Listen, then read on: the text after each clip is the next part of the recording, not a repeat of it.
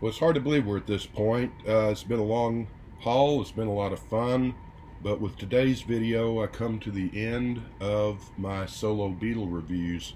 So if anyone's just checking in for the first time ever, I reviewed each of the solo Beatle releases, each of the Beatles, each of the releases in order of release, and saved John for last. No particular reason, not sure why. That's just sort of how it happened. But with today's video, come to John's final studio album, the posthumous Milk and Honey, which came out in January of 1984, got to number 11 in America, got to number 3 in England, and it's kind of a bummer to be ending on this because, in my opinion, this is his weakest album, and there may be a couple of good songs on here, and one of those comes with an asterisk, but we will get to those. So what this were songs from Double Fantasy sessions that were left off of that album. Most of these were demos.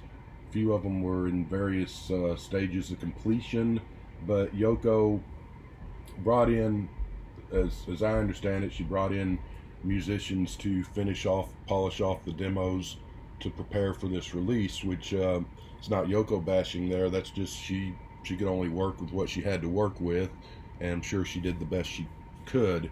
It's just the songs on this are not very strong, so this is about as slight of an album as you can imagine, and that's a real shame because it's coming from, in my opinion, arguably the greatest musical genius in the history of music, or up there if not the greatest. And this is sort of a well, it's just not very good. But let's there's the cover, which is kind of mimics Double Fantasy, only it's in color. It's a different shot, of course. The back is another John and Yoko in a New York scene behind them, and then you've got the gatefold, which is actually a nice romantic shot there. And shit, you've got a power went out, so you're not going to be able to see me, which is probably a plus.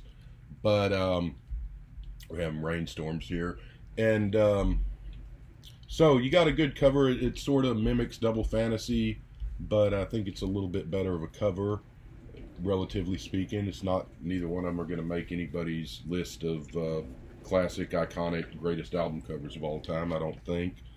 But I'm going to try to do this in the dark, and I don't know how this is going to go. Let's just go on and get into the song. Well, first of all, like I said, these were songs that didn't make Double Fantasy. This was sort of the plan, from what I've read and heard. This was sort of the planned follow-up to Double Fantasy. But, again, who knows? Because John in his life, through the Beatles, through his solo work, this is going to be a fun video to watch. You can't see a damn thing. He just jumped from one thing to another. He got interested in one thing and lost interest and moved on to something else. So had he had lived, Double Fantasy, was out, he would have promoted that. Maybe there would have been a tour, who knows? But when it came time to do the follow-up, maybe he would have gone to these songs, which most of them, like I said, were in demo form at the time of his death, and finished them off, and this would have been the follow-up album. Maybe he would have written songs in between Double Fantasy and this, and would have thought, I'm got these new songs now. I've kind of lost interest in these songs from a couple of years or whatever it would have been when the follow-up would have come out. And so we may never have gotten this had he lived. So, but this is what was left when he was killed, and so this is what we get. Just sort of a hodgepodge of leftovers. It's sort of similar in my mind to Tug of War and Pipes of Peace, where Pipes of Peace is sort of the Tug of War leftover songs. Pipes of Peace is a pretty lousy album too, but it does have a few good songs. This one doesn't have much of anything.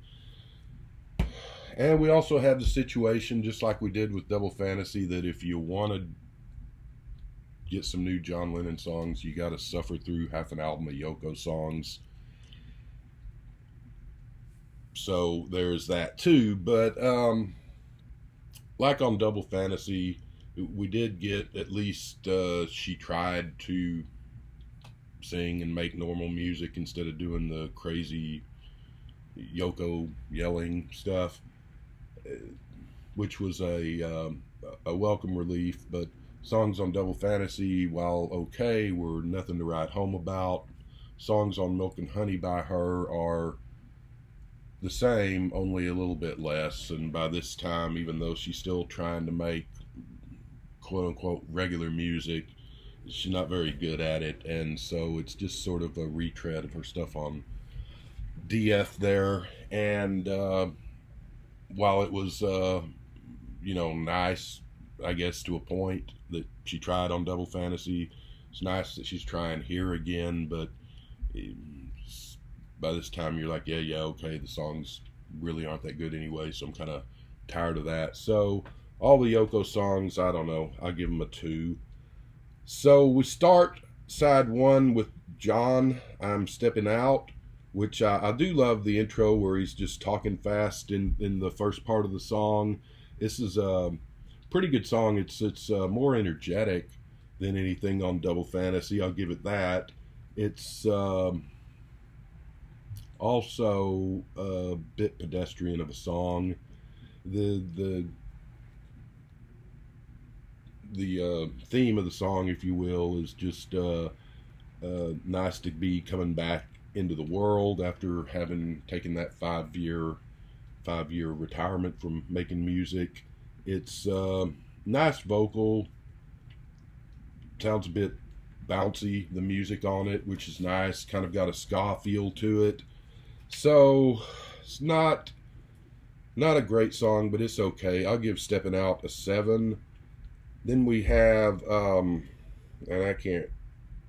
Sleepless Night by Yoko. Yeah, so like I said, it's okay. It's no big deal. I Don't Want to Face It is another John song. Good singing, nice bass, but it's still another pretty generic song. It's sort of the look in the mirror and take stock of yourself type song. I'll give this song a 5. Nothing too special about that. And that's the sad thing, is that all of this is really generic music on this album throughout it, and it brings to mind a word that you would otherwise never attach to John Lennon, which is just sort of uninteresting as far as the music here. Another Yoko song called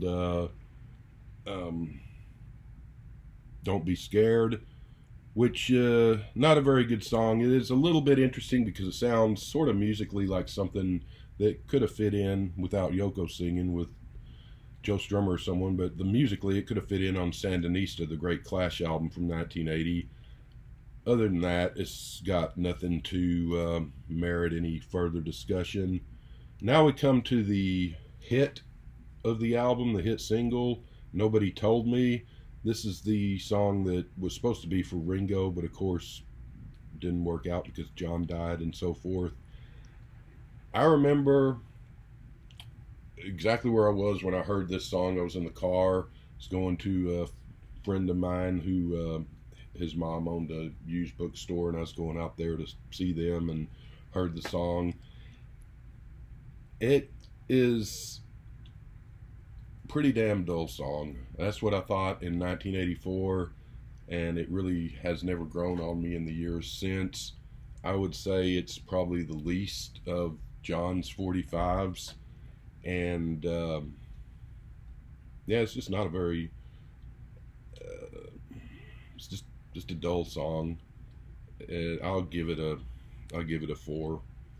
So Oh Sanity, another Yoko song, no big deal there.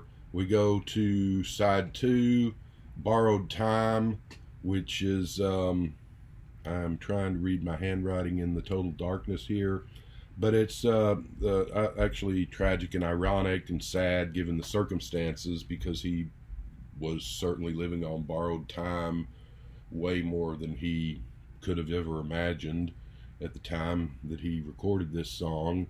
But uh,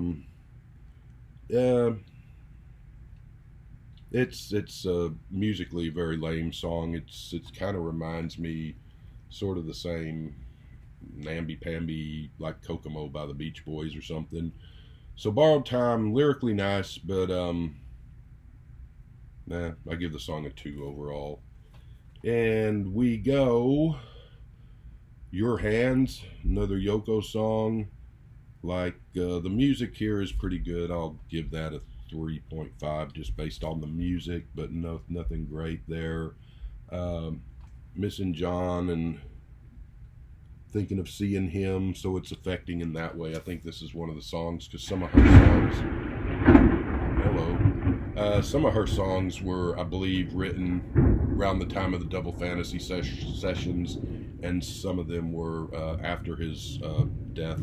So I think this is one of those, but I'll give that one a 3.5.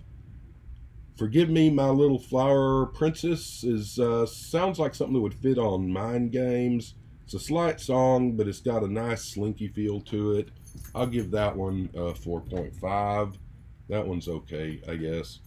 Another Yoko song, Let Me Count the Ways. Nothing to say about that. It's not very good. That gets a 2. And is this the last song on the album?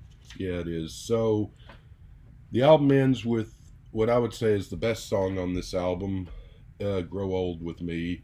And unfortunately, we just get the demo, because that's roughly the demo, because that's all that John was able to finish before he died. But I really do. I love this song. I love the sentiment. Some people could say it's a little saccharine, sugary sweet, but I don't know. I think it's true from the heart. It feels that way to me anyway. I think it's a good song and a good message, because who doesn't want somebody to grow old with, and nobody wants to grow old alone, certainly. So it's really a shame that John didn't live, because it's a shame John didn't live, but it's a shame that he didn't get a chance to finish this song into a full-blooded, complete song there instead of a demo. And of course, we also have the fact that Ringo covered this on his last album, and so you have that juxtaposition of John, who's relatively young at the time that he wrote this song. He was 40, maybe 39 when he wrote it, and so still a young guy, even though 40 seemed awfully old in 1980 when I was 16. But and then you have Ringo, who sings the song and covers the song when he's 79, almost 80, so actually is old. And of course, sort of him singing about him and Barbara's marriage and life together. So you get that two sides of the coin. I like both versions. I think Ringo's is really good, and I think the John demo is pretty good and really affecting. I just, like I said, wish he would have had a chance to turn it in to complete the song. And so it's just sort of barrel scrapings and things that were left over. And again, there's no way to tell, had John lived, whether he would have just discarded. I mean, there's a reason these songs weren't on Double Fantasy, and had he not been killed, there's no way to tell if he would have worked on them some more, changed them up some, finished them off and completed them, or if he would have just left them on the cutting room floor and wrote some more songs for whatever follow-up album would have come after Double Fantasy had he lived. It's good that this is out here, I guess. I mean, it might have been just as fine if this was just bootleg stuff, because either way, this is an album strictly for Beatle collector completists, and it's a shame that this is John's final statement. Overall, on Milk and Honey, I'm going to give it a 3. And I would say probably the worst album in his solo catalog, even though certainly musically, or from a listening experience, I don't know if musically is the right term, but from a listening experience, it's better than the Two Virgins Life of the Lion stuff. But those albums, like I think I said on another review, at least those are odd and interesting in their own strange way. This one is neither. It's just sort of blah overall. So a 3 and a sad conclusion to John's solo career, which did have a lot of great music in it, and so it's just sort of a shame that he ends up with sort of a stinker at the end there. Of course, he had no control over how that came to be, but that is it. And some of you might be disappointed to know that I'm not planning on reviewing Pete Best's albums. So that ends the Beatles solo album review series. Moving on to, I've got two musical entities in mind on who I'm going to next. You'll just have to stay tuned and wait and see. I will say one thing which I did say about George. I wish John, not that he didn't, because he did at times, and so did George, but I wish they would have had a little bit more rock and roll in their solo catalogs. John did more so than George, but I wish, all the same, I wish they would have had more.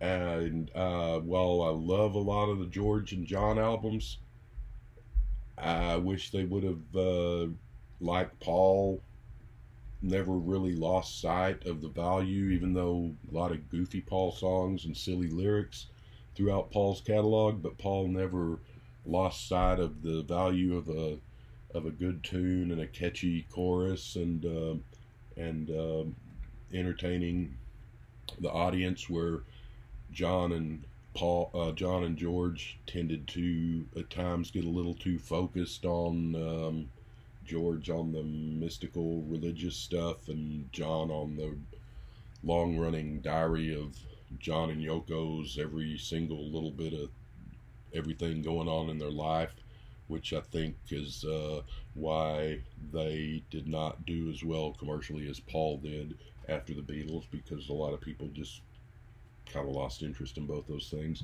But plenty of highlights in George and John's solo catalogs, and plenty of music that I love. And I guess that's it. Hope you all have fun watching. At least I'm wearing a white shirt, so maybe you guys can see that. I hope that the power comes on again here pretty soon, because it's still pretty hot. But anyway, take care. I'll be back with more videos soon. And yeah, all right. Bye-bye.